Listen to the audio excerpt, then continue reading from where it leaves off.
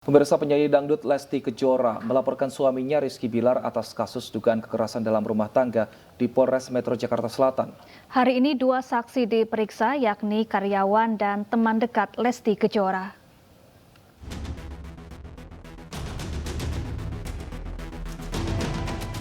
Penyanyi dangdut Lesti Kejora melaporkan suaminya Rizky Bilar ke Polres Metro Jakarta Selatan terkait kasus KDRT Rabu malam. Dalam laporannya, Lesti mengungkapkan awal mula Bilar melakukan KDRT karena ketahuan selingkuh. Pasca dibuatkan laporan, penyidik Polres Metro Jakarta Selatan langsung menemani Lesti untuk menjalani proses visum di rumah sakit. Sementara Jumat siang, Kepolisian Polres Jakarta Selatan telah memeriksa dua orang saksi terkait laporan KDRT Lesti Kejora.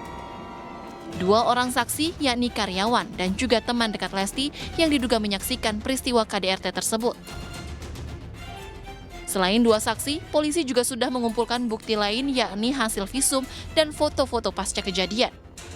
Nantinya setelah sejumlah saksi sudah diperiksa, terduga terlapor Rizky Bilar akan dipanggil untuk diperiksa.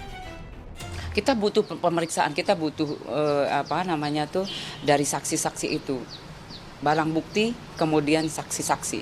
Keterangan itu memperjelas untuk suatu kasus. Itu bisa kita menetapkan sesuatu kepada orang. Diketahui dugaan KDRT yang dialami Lesti Kejora dilakukan Rizky Bilar di kediamannya di daerah Cilandak, Jakarta Selatan pada Rabu 28 September 2022.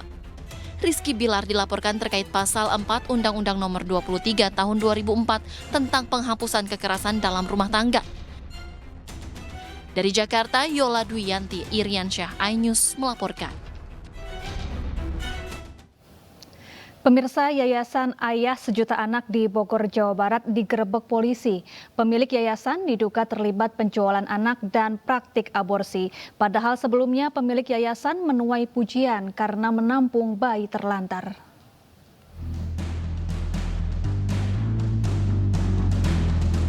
Suhendra, warga Kecamatan Ciseeng, Bogor, Jawa Barat, ditangkap atas kasus perdagangan bayi dengan modus adopsi via media sosial.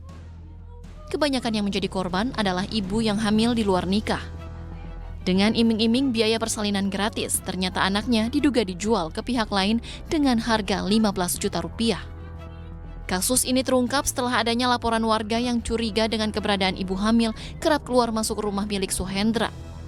Selain perdagangan bayi, Suhendra juga diduga menjadikan yayasannya sebagai klinik aborsi. Polisi yang datang ke lokasi juga mengamankan 5 wanita hamil dan seorang bayi.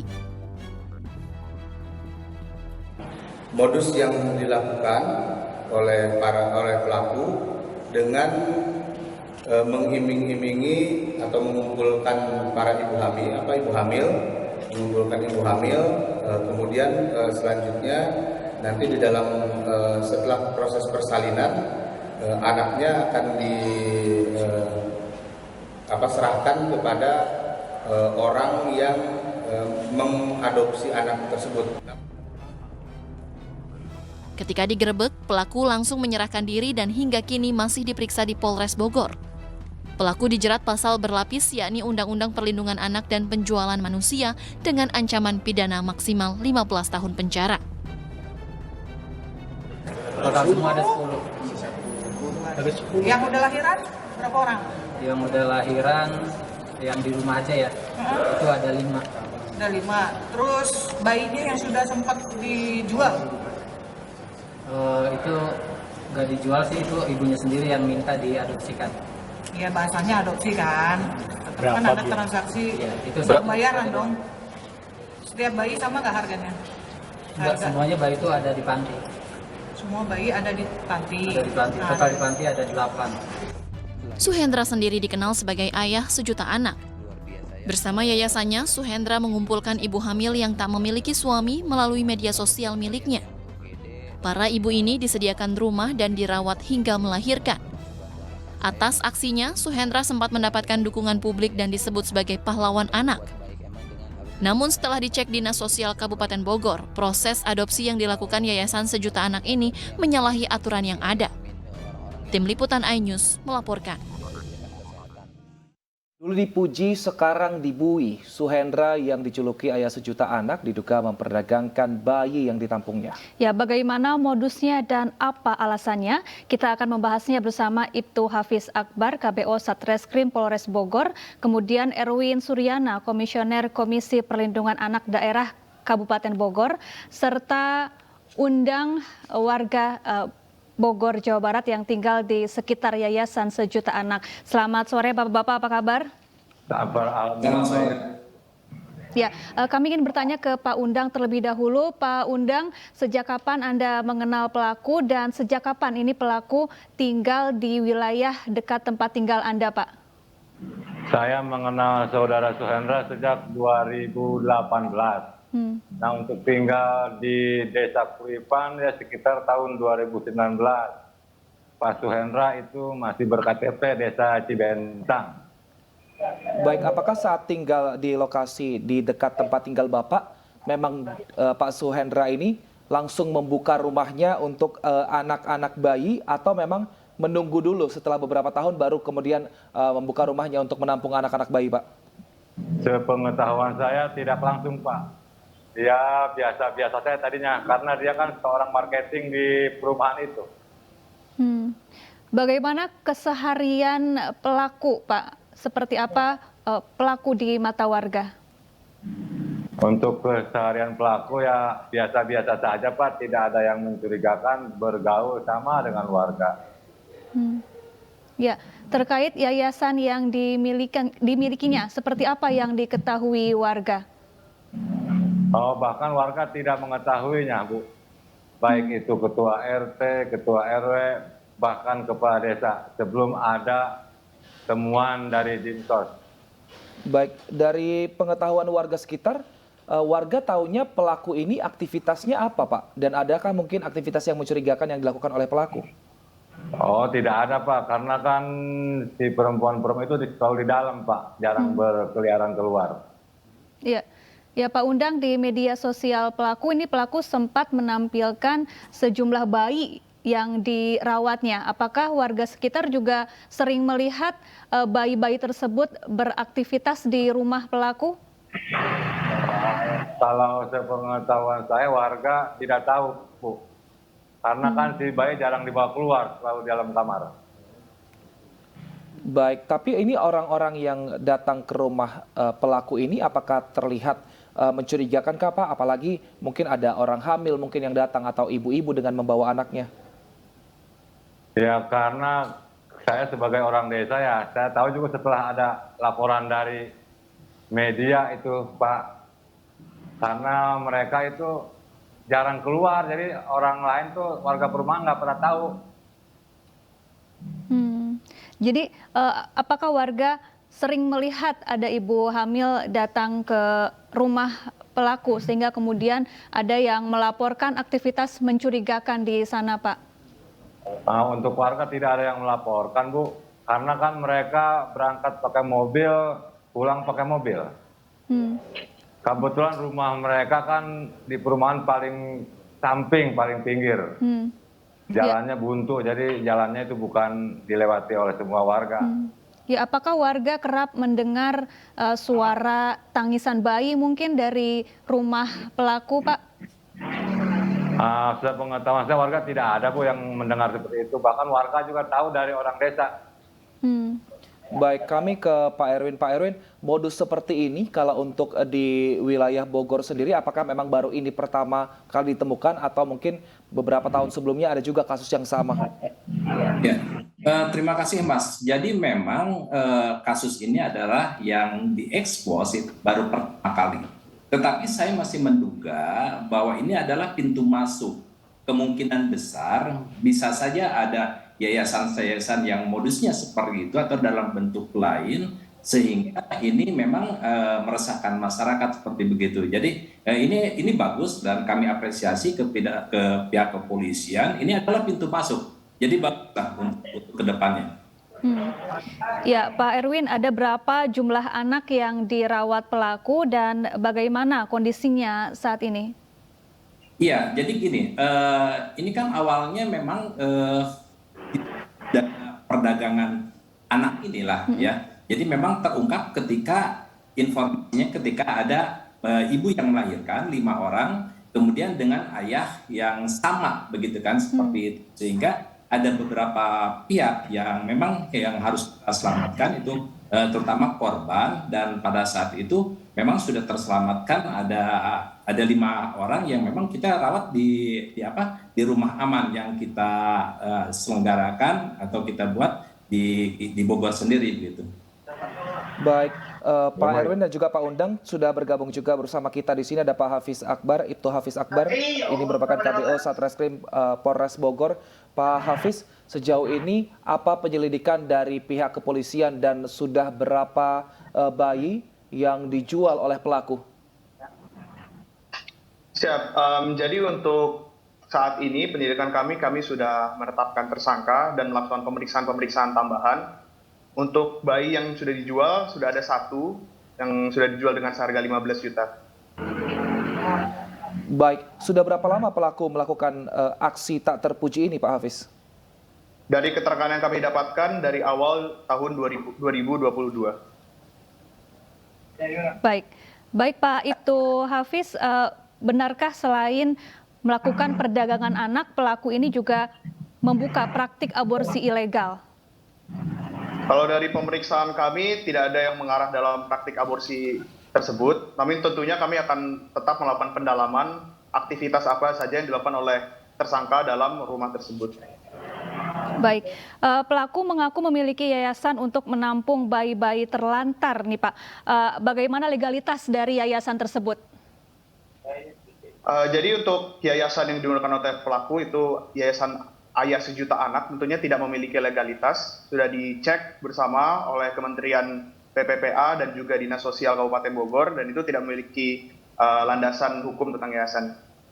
Pelaku apakah hanya bekerja sendiri, Pak, atau memang ada rekan yang membantu, mungkin perawat yang dibayar oleh pelaku untuk merawat bayi-bayi dan juga ibu yang sedang hamil yang di sana? Untuk sejauh ini keterangan yang kami dapatkan, pelaku masih berjumlah tunggal, yaitu tersangka SH. Kemudian tidak ada indikasi bekerja sama dengan semacam tenaga medis atau yang lainnya. Dan perawatan bayi tersebut ketika sudah lahir dilakukan oleh ibu itu masing-masing di penampungan tersebut. Lalu biasanya menunggu berapa lama sang ibu ketika sudah melahirkan bayinya untuk mendapatkan tadi tanda kutip diadopsi oleh orang tua yang akan datang ke sana? Kalau untuk bayi yang sudah diangkat dengan harga 15 juta itu, dari keterangan yang kami dapatkan itu pada saat usia 4 hari. Baik, Pak Erwin Suryana, berdasarkan pemeriksaan Komisioner KPAD, ini ada berapa bayi yang dirawat dan dari mana anak-anak itu berasal? Ya, begini, yang kami telusuri adalah sebenarnya berapa anak sih yang sudah terjual ke luar gitu ya. Karena kami menduga masih ada beberapa anak yang lain yang ada di luar. Tetapi tadi yang disampaikan oleh Pak dari Polres, betul memang sudah ada yang dirawat kan, termasuk korban yang ibu-ibu hamil ini. Kemudian juga ada anak yang masih dirawat di rumah aman ini gitu kan ya. Ada 1 orang kalau nggak salah masih dirawat. Ya, Pak Yang Erwin, lain kan masih dalam keadaan kondisi hamil, Mbak. Gitu. baik, Pak Erwin, sosok pelaku ini sebelumnya sempat viral karena dinilai inspiratif telah merawat bayi-bayi terlantar. Apakah ini karena ketidaktahuan pelaku mengenai peraturan hukum tentang pembangunan yayasan dan juga aturan adopsi, atau memang pelaku secara sadar melakukan kejahatan? Iya, saya menduga sebetulnya pelaku ini orang cerdas gitu. Artinya dia memang memiliki tertentu, dan ini mereka salah satu contohnya menggunakan media sosial. Gitu. Berarti di situ juga sudah ada pelanggaran undang-undang ITE ya seperti itu. Nah, kemudian konon memang katanya itu sebetulnya mereka yayasannya adalah di yayasan yang di Tangerang, tetapi di Kabupaten Bogor memang tidak begitu. Oleh karena itu kami memang menduga bahwa si pelaku memang secara sengaja itu melakukan prakteknya di Bogor. Itu, Mbak. Baik, saya ke Pak Undang. Pak Undang, Saat ini kan waktu kejadian ibu yang sedang hamil di sana biasanya beraktivitas sendiri, masih merawat diri mereka sendiri. Ketika keluar rumah, adakah mungkin berbicara dengan para tetangga dan mungkin informasi apa yang disampaikan dan informasi apa yang diterima para warga di sana? Mereka selama berada di rumah Pak Hendra tidak keluar, Pak. Hanya keluar pagar sebentar masuk lagi. Untuk keperluan mungkin ada yang ngebeli gitu. Jadi masyarakat tidak tahu. Artinya jarang komunikasi kepada warga ya untuk ibu-ibu yang sedang hamil dan dirawat di sana ini, Pak? Bukan jarang, bahkan belum pernah, Pak. Baik, kalau secara administrasi untuk tinggal di sana, adakah mungkin untuk tinggal 1 kali 24 jam harus menyertakan KTP atau harus lapor kepada pengurus desa setempat, Pak, sehingga mungkin lebih aman? Oh, untuk desa kami, Pak, Desa Kuripan tuh setiap keluarga yang datang harus membuat domisili.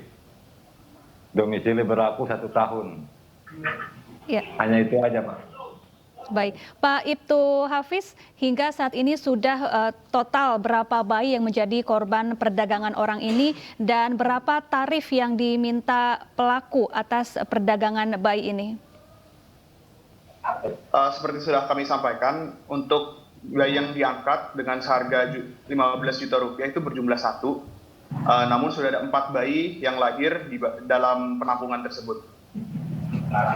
Baik, kalau untuk ibu hamil yang datang untuk dibantu melahirkan, saat ini sudah ada berapa korbannya, Pak? Dari awal tersangka beroperasi tahun 2022 awal sampai dengan sekarang sudah ada 10, 5 sudah melahirkan dan 5 sekarang menunggu persalinan dan sudah diamankan di Balai Rehabilitasi Sosial. Baik, kalau untuk tindakan pihak kepolisian kepada para ibu, entah yang sudah melahirkan ataupun yang sekarang masih hamil, adakah juga penyuluhan-penyuluhan yang diberikan untuk agar hal ini tidak diulangi lagi oleh para ibu ini, apalagi ibu yang belum melahirkan ini, Pak? Ya, sampai sekarang kami terus berkomunikasi dengan baik ibu yang sudah melahirkan maupun yang masih menunggu persalinan. Tentunya memang karena mereka berasal dari masyarakat menengah ke bawah dan belum mengetahui tentang tata cara perawatan, itu yang menjadi kelemahan mereka, akhirnya tertipu oleh modus ini. Baik, untuk ibu yang melahirkan kemudian anaknya dijual oleh pelaku, harga dari bayi adalah 15 juta. Adakah uang dari 15 juta itu yang diberikan kepada sang ibu atau semuanya diambil oleh pelaku? Dari BAP kami dengan ibu yang telah anaknya diangkat tersebut, tidak ada sama sekali yang diterima oleh ibu tersebut. Baik, Pak Erwin, sebetulnya bagaimana mekanisme yang tepat yang tidak melanggar hukum bagi seseorang yang berniat baik untuk merawat anak-anak terlantar? Dan bagaimana kemudian jika ada orang lain yang ingin mengadopsi anak-anak terlantar tersebut? Ya, baik Mbak. Jadi begini, ketika mereka membuat yayasan, itu kan sebetulnya sudah ada prosedurnya, ya. Jadi tidak serta-merta dia melaksanakan operasionalnya. Ada prosedur yang harus ditempuh, kan, dari mulai keterangan izin tinggal dan sebagainya, kemudian ada akte yayasan dan sebagainya, kemudian juga izin operasional termasuk dari barangkali itu harus sudah ditempuh gitu. Nah ini kan enggak gitu kan ya, sesalkan. Kemudian yang kedua, ketika ibu-ibu ini diajak, mestinya ibu-ibu ini selektif gitu. Coba di sisi pandang agama itu kan sudah tidak benar. Begitu. Yeah. Jadi satu itu. Kemudian dari sisi kesehatan, apalagi ada dugaan aborsi, itu juga salah gitu. Nah inilah yang harus dipahami ibu-ibu, terutama dari masyarakat. Baik. Pak Ibtu Hafiz, terakhir Pak, apa jerat hukum yang bisa dikenakan kepada pelaku?